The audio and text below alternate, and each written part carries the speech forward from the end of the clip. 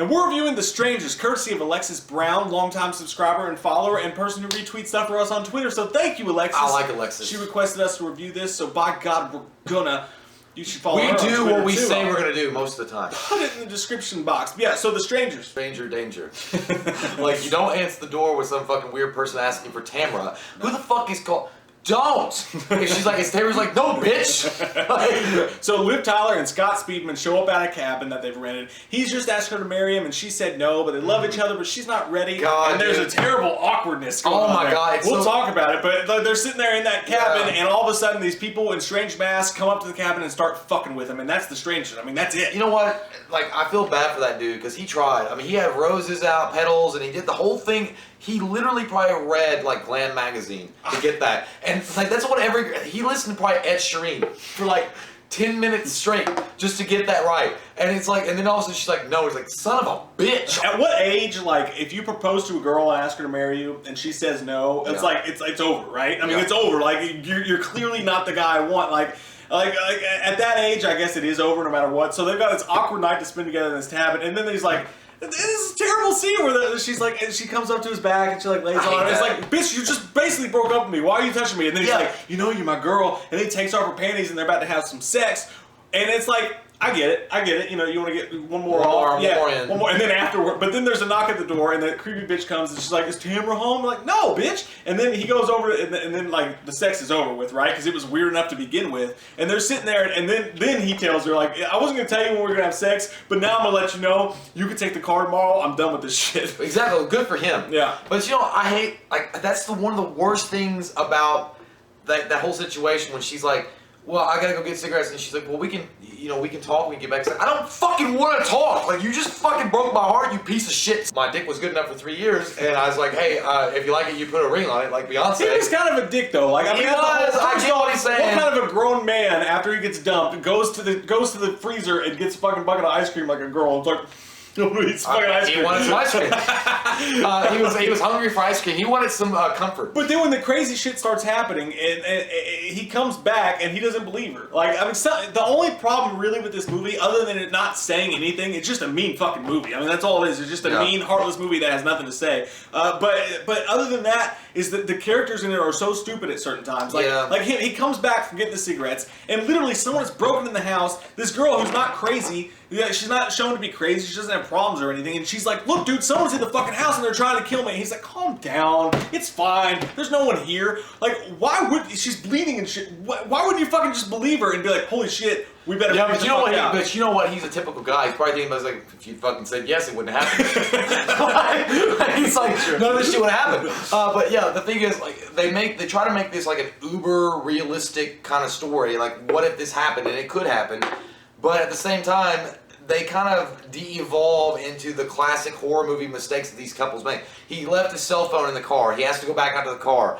And, like, the thing is with these killers is they seem almost supernatural in a way. Because, like, when he's, like, looking around in his car for a fucking cell phone, you see the hand come out and grab his hair, and then he's like, how'd they disappear so fast? Like, what the fuck did they do? Did they, like, morph into the ground? And then he sees the dude, like, standing by himself in the road, and he's like, what the fuck do you want? And then he looks back and she's like, honey, I'm handling it. He looks back and it's gone. Yeah. Like, come on. Like, I get that you want to make it realistic. I get that these are, like I said, it could really happen. These killers could really exist, and this could really happen to a couple or a family.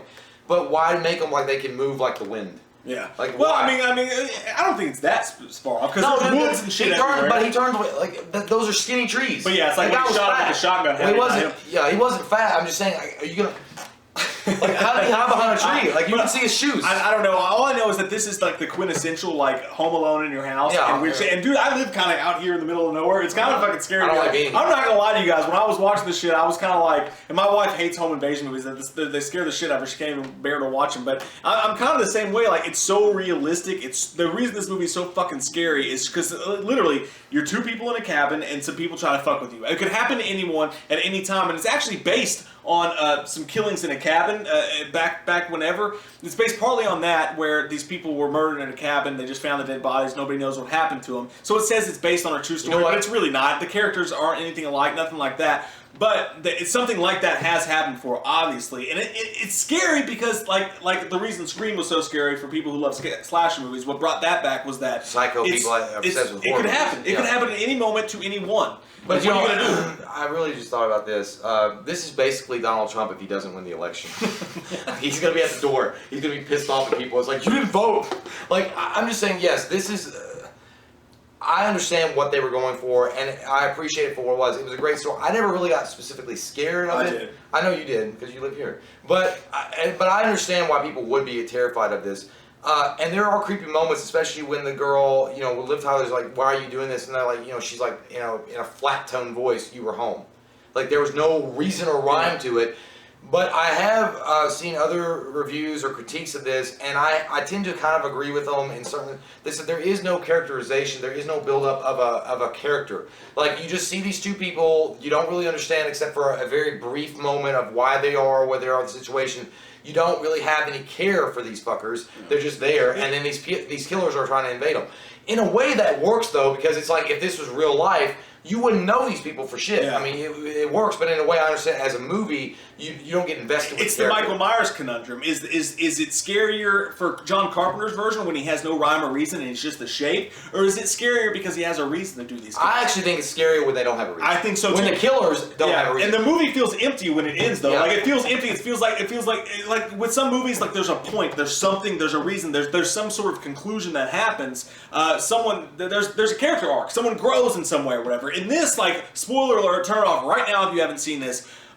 They fucking die. Like, it ends and they're murdered and there's nothing learned. But you know what? There's nothing gained, and it makes it scarier, but it also makes it feel like it kind of confronts you as a horror viewer, because you watch horror movies and you think, I'm not just watching this because I want to see people die, I'm watching this because it's a fun story. Yeah. But with this movie, you're just watching it to be scared and watch people fucking die. Yeah, Like, it doesn't give you anything else. It almost speaks volumes about yourself if you really, really enjoy this. 'Cause, like, are you like a serial killer? Like, I mean, like, I like people being tortured and fucked with. But at the same time, like, at the end of the movie, when they do die, I really, really did not like how they wrote Liv Tyler and that. She's like, just look at me. Just look at me. Like, he was like, it's like, are you giving birth? Like, it's like, the way that she... I get that, though. I don't know, dude. The way that... Because even when they stabbed him, and she said, just keep your eyes on me. Because she was so calm. They were gonna fucking die. I know, but she was so calm. Like, she wasn't like... I was just, like, if it was like I was saying, they were going for that uber realism. Like, when she was acting like that, it was like he was just giving blood. It's like, don't look at the needle, just look at my face. I don't know. I mean, when you're faced with something like that, like, you gotta almost be if I was a goddamn dude and a fucking bastard's gonna stick a knife, I'm like, bitch, shut the fuck up. It's like, I think it's like, we know we're gonna die, let's just go out as peaceful as we can. Like, no, you're not gonna go out peaceful. I mean, you're not gonna go out peaceful. But like, make it hard for them. Just fucking rock your chair. Do something. Fucking be like, nah. John Jacob Hyperson. Do something crazy. Like, make them like stop for a moment. Be like, I like women's panties. And then they're like, what?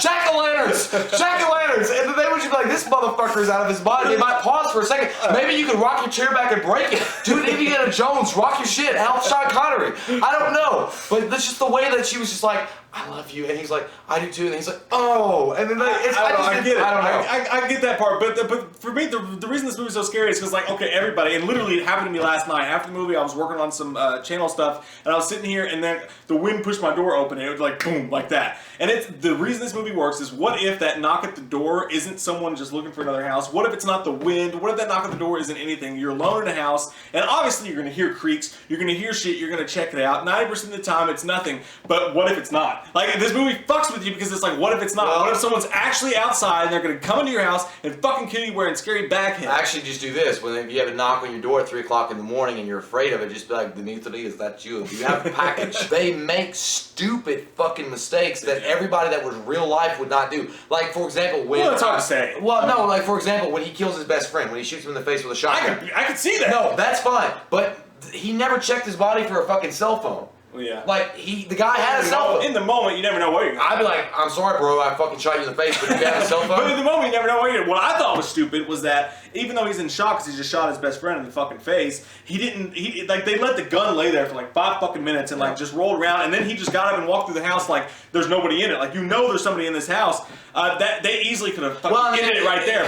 But the problem is the main fucking thing that he did, the stupidest fucking thing they did in this movie, is right after that scene he was like, I gotta go out to the barn. I'm gonna leave you here. Yeah. I know someone's in the fucking house, and I'm gonna leave you here to go find the radio in the barn because my parents are fucking Clark Kent's parents, and they got a bunch of shit in their fucking barn. They have a CB radio. Yeah, of course like, they do. why you left her there, and then you went out, and we never even saw him fucking die. I don't even know what happened. Oh, he didn't die. Well, no, but he shot the gun. Yeah. And then you just don't know what happened to him after I that. didn't like that. But the thing is also, I mean, I know it's nitpicky at best, and I know it is, but these motherfuckers, they took their masks off at the end because they were going to kill them, so it didn't matter. But, okay, they take their masks off. They don't wear gloves. So their fingerprints are fucking everywhere. All over the fucking place. So their fingerprints are on the murder weapon. It's all over the fucking house. Yeah. It's not hard for fucking police to figure that out. Yeah. Then they stop on the fucking way with their masks off to get a friggin' manual or a friggin' piece of literature from the Christian boys that are walking up there. And they try to do that, Really? like, next time it'll be easier to try to give the audience some fright that maybe they're going to be in your backyard tonight. That was a bad ending. And then, of course, the ending on that is like they have that Liv Tyler cheap, she screams because she's still alive. Yeah. I mean, come on, guys. Like, it's like at that point, it's like you are literally going for the cheapest shit you can go for. Because there's no way that they're so smart, these 3 killers. And then she's like, it'll be easier next time. Maybe it was they're busting their cherry to kill somebody. I get it. But why would you fucking stop with 2 little boys walking to the house? I guarantee that was a studio idea. Yeah, that was He probably so wanted dumb. to end it on that tree branch hanging in the wind, and the studio was like, no, we've got to set up for a sequel. But I mean, which never is that came. nitpicky? Maybe, I don't but know. I don't think it is because I think that's normal storytelling. At the beginning, once you've seen the movie, the beginning of the movie becomes really fucking creepy because you hear the kids making the phone call. And it's like, there's so much blood, and they show those houses. Like, but I think the point of that was like in the beginning when they're showing, we're driving by this house, we're driving by this house. The point of it is that it could happen to anyone. I did like and that that's fucking scary. I also like that they threw a little like honorable thing to the Texas Chainsaw Massacre at the beginning when they have the text and you hear a guy talking about it's like the events were not always. You know, that was cool. I like that. And there are certain scenes that are really creepy, especially when they have the record player that gets skipped and it goes over which was and used over. again in Your Next. Yeah. I think that this movie, I think it's one of the scariest home invasion thrillers of all time. Yeah. And I think that like the thought of someone being in your house, the shots of him walking out and just looking at her, the fact that they cut her phone, they throw it in the way that they fuck with them, the first 75% of this movie is so fucking scary to me. Just the realism of it, the fact that that could happen. It's one of the quintessential home invasion horror movies. For that reason alone, even though I didn't like the chase scenes at the end, like she has to fall and get her leg hurt, and then crawl to the barn, and then you got your jump scare bullshit. And the fact that the movie actually meant nothing overall, it was just meant to fucking scare you to the bone. I think that it being one of the quintessential home invasion movies of all time, it's an 8.5 for me because it actually scared the shit out of me. I honestly was going to give it 8.5 as well. Like it seems like I'm talking shit about it. And I'm not. I actually enjoyed this movie for what it is. I enjoyed the story. I enjoyed what we they were all doing. fucking hate it. Yeah. I mean, I don't enjoy it. I don't sit there and like say notes. It's great and scary, but you fucking hate it. For how This scary is it notes for my future invasion. Nothing like that, but it is a really intense movie, and they do ratchet up things in it, like and climax it, and they have a good storytelling median going on the entire time. It doesn't flatline at any point, I don't think, except for maybe the scenes when they're talking about their feelings and stuff. Once he goes to the barn, it goes downhill. Then, from there. I thought one of the cooler scenes in it, especially, was when Liv Tyler's in the kitchen and you see just the way that he appears from the dark. Oh, no. And just looking at her. I love that scene because that's such a scary friggin' moment. I think the music at one point was a ploy because when the friend walks into the house, like, it makes no sense that in this creepy situation, he walks all the way through the house without saying a single word. I know.